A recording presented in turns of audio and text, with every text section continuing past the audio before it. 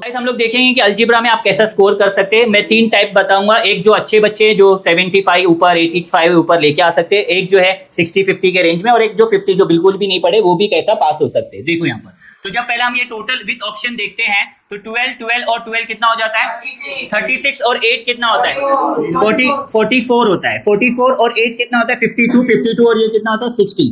तो टोटल आपको marks paper है 60 मार्क्स का अटेम्प्ट करना है 40 मार्क्स के लिए।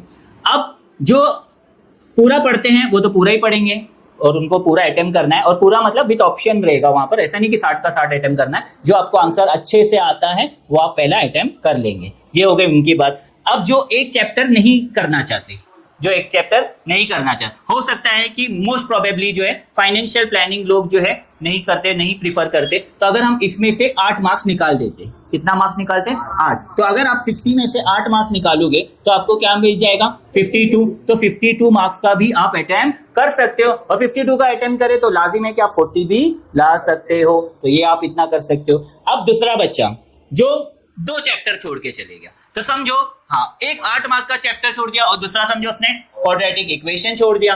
तो भाई इसमें से अगर हम 12 निकाल देते तो कितना हो गया 40 मार्क्स। तो इसका मतलब ये हुआ कि ये बच्चा भी 40 में से 40 ला सकता है, क्योंकि इसके पास अटेम्प्ट करने कितने 40। अगर इसके पूरे 40 में से 40 राइट हो गए तो इसको भी क्या आ जाएगा 40। तो यहाँ पर आपको ये भी लग गया कि भाई क्वाड्रेटिक भी मत पढ़ो, फाइनेंशियल प्लानिंग भी मत पढ़ो, लेकिन जो बाकी पढ़ रहे हो वो अच्छे से पढ़ो।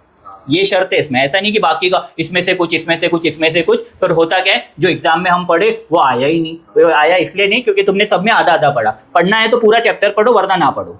ओके, अब देखो आगे हम लोग बात करते हैं। अब समझो उससे भी गए दूसरा बच्चा, एकदम कुछ आता ही नहीं, तो कम से कम वो जो है ये भी नहीं पढ़ रहा और ये भी नहीं पढ़ रहा, पूरे चैप्टर नहीं पढ़ रहा, सिर्फ 2 ही चैप्टर पढ़ के जा रहा। कौन सा है भाई प्रोबेबिलिटी और स्टैटिस्टिक। ये दोनों मिला के कितने हो गए 20 मार्क्स।